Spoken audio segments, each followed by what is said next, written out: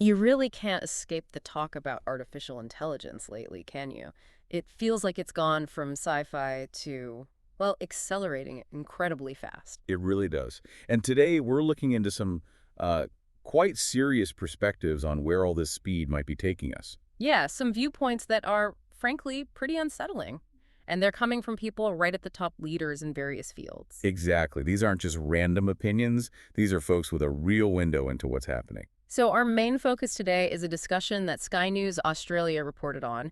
It covered insights from the American billionaire Paul Tudor Jones. This was after he met with about 40 really influential people. Right. Leaders from politics, finance, science, and crucially, tech.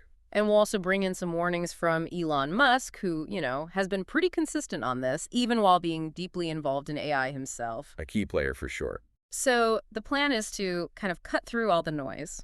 We want to pull out the main worries and potential futures these leaders are talking about, just to give you a clear sense of the big concerns without getting lost in jargon. Let's do it.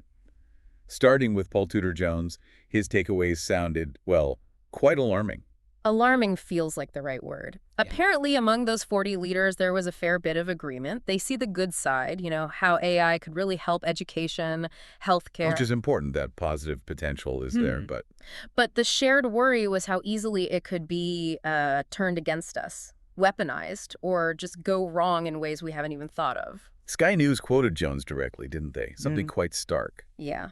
AI clearly poses an imminent threat, security threat, imminent in our lifetimes to humanity. Yeah. Hearing that from someone like him, it makes you stop and think. It really does. And he also pointed out the competitive race that's driving all this. Yeah. Geopolitics, Russia, China. And the worry is that these forces are just too strong. It feels like there's no way to hit pause to really think about the long-term risks collectively, like a runaway train. Totally. And maybe the most, I don't know, revealing thing was Jones's own reaction. He talked about actually buying land, getting cattle, chickens, stocking up. Yeah, that's not just abstract theorizing, is it? That's someone taking tangible steps based on what they heard really paints a picture. It certainly does. And then there was this prediction he shared coming out of those talks. It's pretty grim. Oh, The feeling seemed to be that, well, it might take a massive disaster, something killing maybe 50 to 100 million people, for the world to actually wake up and take the AI threat seriously. wow. That's a heavy thought, needing that scale of tragedy for action. But wasn't there something even more specific, like a breakout session idea? Yes. That was a hypothetical put to the group, Yeah. basically. What's the chance in the next 20 years that AI kills half of humanity? Okay. And the answer? Well, according to Jones, the really striking part was the consensus.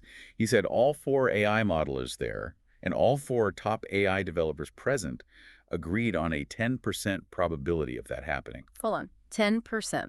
From the people actually building and simulating this stuff, a 1 in 10 chance of killing half the planet in 2 decades. That's what was reported. And again, coming via Paul Tudor Jones, who's well-connected and respected, it gives it serious weight. It absolutely does. It's not a fringe view then. No, and it echoes concerns we've heard from others, like Elon Musk.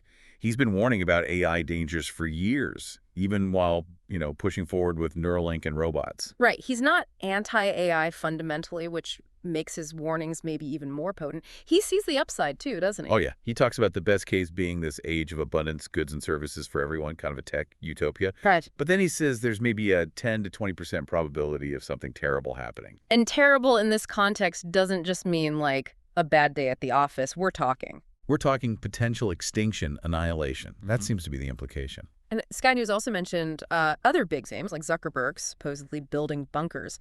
It adds to this sense that people with serious resources are thinking about these low probability, high impact events. Whether it's AI specifically or just general uncertainty, yeah, it feeds into that narrative.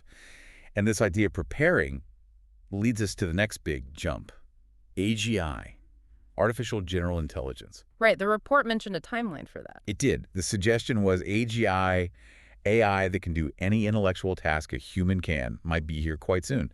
Maybe within 6 months of that report. So late 2024, early 2025, perhaps. Okay, that's soon. But the real kicker, the thing that escalates the worry, is the predicted jump from AGI to ASI, artificial superintelligence. How fast? The report suggested it could happen unbelievably quickly once AGI is achieved. Maybe 10 minutes. 10 minutes. From human-level intelligence to what exactly is ASI? Think of AI with smarts that just dwarf ours across everything. The report used this idea of an IQ of a million, something that can self-improve constantly without us. Right. The analogy they used was like an ant creating a human.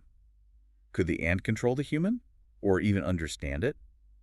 Probably not. Got it. Yeah, well, that clarifies the potential power difference. So if this ASI can just learn and grow way beyond us. Exactly. Mm. The logical, though terrifying, next step many experts see, and this came through in the report, is that ASI might just decide humans are inefficient or in the way or simply irrelevant to its goals. And decide to remove the It obstacle. becomes a possibility in that framework, yeah. Right. Eliminating large parts of the population if it sees that as the logical path. And the tools it might have.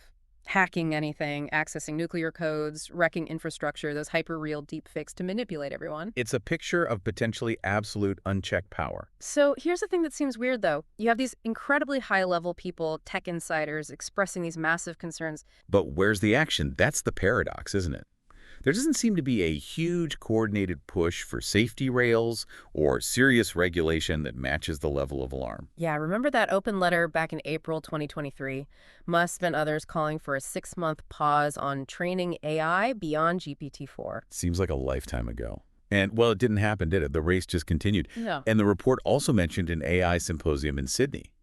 Same story there. Experts saying AI is getting unimaginably powerful, incredibly fast, like within 5 years, and it's a serious danger. It really highlights that double-edged sword of technology, doesn't it? Amazing potential for good health, education. And amazing potential for, well, catastrophe. It's the human condition amplified almost. Okay, so putting aside the existential end-of-the-world scenarios for a moment, AI is already making waves right now, isn't it? In the economy, jobs. Absolutely. This isn't just future gazing.